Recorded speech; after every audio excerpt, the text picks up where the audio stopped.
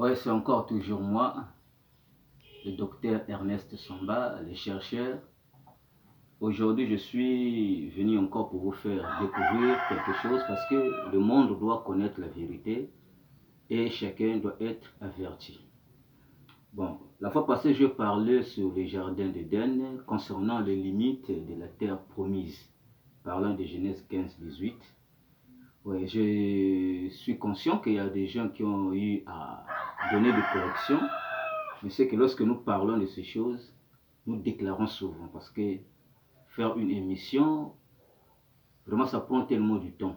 Donc voilà pourquoi on coupe souvent les choses. Mais aujourd'hui, je vais essayer de bien expliquer certaines choses. Tel que vous le voyez, vous allez constater, j'ai dessiné parce qu'en Afrique, le dessin, c'est un message. Les hiéroglyphes, les écritures de nos pères, c'était des dessins qui parlaient sous des tresses, sous des symboles, sur beaucoup de choses. Donc vous allez remarquer, j'ai dessiné ça en noir et blanc. En fait que même les bébés puissent comprendre. Donc vous voyez, ça c'est la carte la carte du monde. La fois passée, j'ai dit que l'océan Atlantique n'était pas d'abord les eaux comme vous le voyez. C'était une terre. Quand vous allez lire Plantin, vous allez comprendre que lisez Plantin, vous allez comprendre que, bon, puisque les Africains aiment lire seulement le blanc, quand c'est un blanc qui parle, vous comprenez. Donc, essayez de parcourir les données, la théorie, la philosophie de Plantin. Donc, voilà pourquoi j'ai monté l'image. Donc, ce qui revient à dire, avant que le Pacifique ne puisse engloutir l'Atlantide, nous avons tous étudié ça, pas mal de gens ont étudié, le fleuve là existait. C'est-à-dire que le fleuve Congo, le plus grand fleuve du monde, partait jusqu'à l'Amazonie. C'était un seul et même fleuve, comme vous le constatez. Mais bien, la carte du monde a été à plusieurs reprises renversée, triquée. Mais peu importe la manière que vous allez tourner la cartographie du monde, comme je sais de le faire comme ceci, vous constatez que l'Afrique soit au nord, bien en haut, l'Europe en bas, ou l'Amérique du Sud en haut, c'est le même dessin qui doit revenir obligatoire. Peu importe la manière que vous allez tourner ce carte-là, ce symbole sera toujours le même. Parce que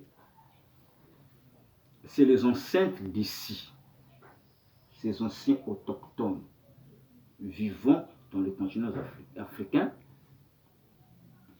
qui naviguaient ce fleuve jusqu'ici.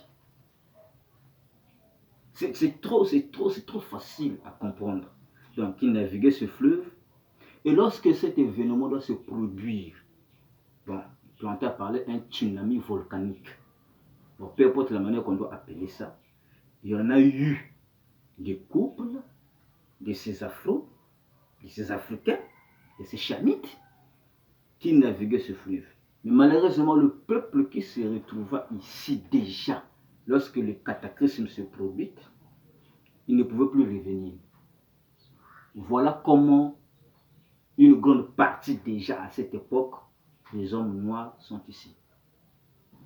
Et vous allez voir des vestiges laissés par ces gens-là, que les Mayas sont venus coller, comme les pyramides qui vont se retrouver au Mexique, les pyramides des inscriptions. On a dit conçues par Janan Kinin Kapal I. Ces pyramides, il y a les inscriptions, les 14 pyramides. Mais vous allez voir les grands égyptologues, les grands intellectuels du monde vont dire les pyramides, ce sont des symboles et des sceaux égyptiens. Or, l'Égypte de cette époque fut noir. Alors, si les pyramides, disons, ce sont des sceaux égyptiens, alors c'est les Égyptiens qui doivent construire, c'est les Africains, c'est des Noirs. Est-ce que là aussi, vraiment, c'est une folie, bien c'est des choses imaginaires. Remarquez, l'Europe est en haut, ici, dans la carte. L'Afrique en bas. Mais il y a un verset biblique de la Bible qui dit bien que la sémence de la femme sera mordu par le serpent. Mais celui-là lui écrasera la tête. Donc, vous savez que la sémence de la femme n'est que l'homme africain. Et le serpent n'est que le dragon. Vous remarquez, la carte de l'Europe ressemble à un dragon. Et l'Afrique ressemble à une sémence. Et si on peut tourner ça, vous allez voir, l'Afrique doit donner l'image d'un pied. D'un pied. Et vous allez remarquer que c'est le pied qui écrase la tête. Donc l'Europe, c'est comme un monstre qu'on écrase. Regardez la partie Portugal, Espagne, France. C'est monstrueux. Et la Bible dit que non, celui-là lui écrasera le talon. Et lui mordra le talon. Et lui, il va écraser la tête. Donc si on pouvait mettre le pied, vous allez voir que c'est un symbole du pied. Donc je vais bien expliquer que le monde le comprenne tellement. On ne doit pas mentir, on doit dire les choses vraies. Regardez mon pied, quand je mets ça, ça ressemble à quoi? C'est le pied qui écrase l'Europe. C'est l'écriture en symbole. Donc ça, c'est mon pied. Donc, la sémence de la femme sera mordue par le talon pour écraser l'Europe. C'est-à-dire pour écraser le dragon. Et vous allez remarquer, on parle d'une mer qui est rouge. Rouge, c'est le sang. Et vous allez remarquer l'emplacement de cette mer, c'est juste dans le secteur découpé de l'Afrique. Donc la carte là n'est pas faite de hasard. Donc c'est le créateur qui avait permis que cette carte se symbolise ainsi pour montrer l'écriture. Et vous allez remarquer, la carte de l'Afrique est représentée comme même le trône. C'est-à-dire une chaise où quelqu'un va s'asseoir. Parce que le créateur a son trône en Afrique. Donc, si vous prenez cette carte d'Afrique, ou bien la carte du monde, vous le tournez dans tous les sens. Le centre du monde sera toujours en Afrique centrale. Pourquoi? Parce que nos arrière-grands-pères n'étaient pas aussi idiots quand ils donnaient le nom. Vous allez remarquer dans notre patois, on dit que Zoulou, c'est le haut. Ça veut dire, Zoulou, c'est le nord. Vous allez remarquer en Afrique, il y a un peuple qu'on appelle les Zoulous, qui se trouve en Afrique du Sud. Selon la carte ici. Mais lorsque nous renversons la carte, ça devient le haut, le Zoulou. Donc le peuple Zoulou veut dire le haut. Pour ceux qui ne comprennent pas la langue Congo, Zoulou veut dire ce qui est au nord. Maintenant, vous allez remarquer, il y a aussi un peuple en Afrique qu'on appelle le Kouchi. Kunchi, Kouchi, ça dit que c'est que c'est en bas. C'est ce peuple qui se trouve dans ce secteur.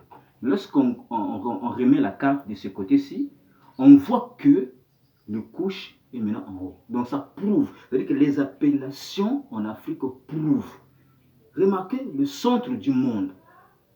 On appelle ça Timansi. Les gens de la RDC connaissent un lieu, un endroit chez eux qu'on appelle le Timansi. C'est-à-dire que le centre du monde, Timansi. Nsi, le monde, le centre.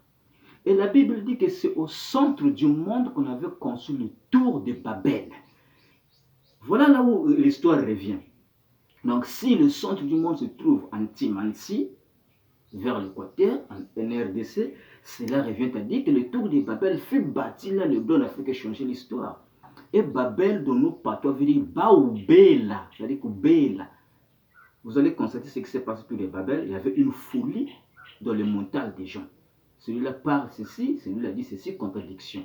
Donc, dans nos patois, on dit que Bela. Les Blancs, pas Bela ou Laou, c'est comme si Babel qui est bon, ba ou Bela, ba ou Bela, Babel, ba ou Bela. Donc, mes amis, les Africains, les pasteurs enseignent quoi dans les églises? Les évêques, les prêtres vous ont enseigné quoi? Oh non, ça a quelle importance avec la foi? Non. Si la foi n'est pas bâtie sur la connaissance réelle, cette foi est hybride. Parce que si la foi est liée au salut, le salut dit que vous connaissez la vérité, et la vérité vous rendra libre. Donc sans la vérité et cette connaissance, d'abord vous n'avez même pas la foi. Votre foi est basée sur quoi? Sur les promesses. Et si les promesses ne sont pas cadrées, alors vous n'êtes pas sûr. Voilà pourquoi mes amis, regardez bien ce dessin. J'insiste, regardez bien ce dessin. Regardez bien à l'envers. Donc lorsqu'ils ont tout, donc, voilà l'emplacement. Mais le problème c'est que le monde n'est pas debout comme ça. C'est ça aussi qui trompe les gens. Parce que les gens expliquent, même le monsieur qui a été assassiné, qui avait premièrement parlé de ces choses, qui avait que la carte du monde a été tournée dans ce sens, n'avait pas bien situé. Je veux dire, je le défie, n'avait pas bien situé. Parce qu'en regardant la carte au tableau, c'est comme ça. Mais en réalité, le monde est plat, c'est comme ça. Lorsque vous le mettez comme ça, en le regardant comme ceci, ça donne l'image exacte. Donc le nord ne veut pas dire une montagne, mais c'est l'espace plat. On sait que la direction du nord, selon le boussole, c'est ce côté-ci, le sud, c'est ce côté-ci. Donc voilà comment il faut regarder la carte du monde. Non, pas le mettre comme ça, ou comme ceci, non, mais le placer comme ça. Et se positionner de ce côté-ci, vous regardez comment est-ce que le monde a été fait.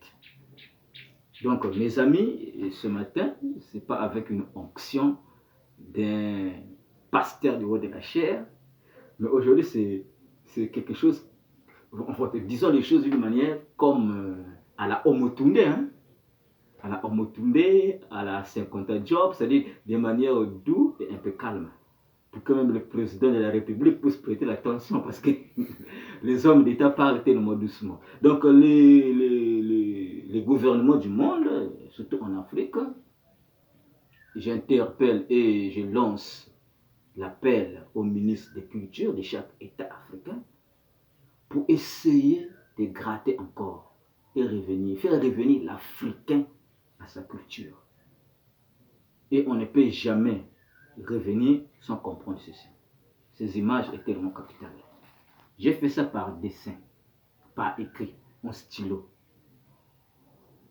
Regardez comment est-ce que ça se passe. Regardez ma bibliothèque. Regardez le plateau qui dit les choses graves, qui peut révolutionner et réveiller un peuple.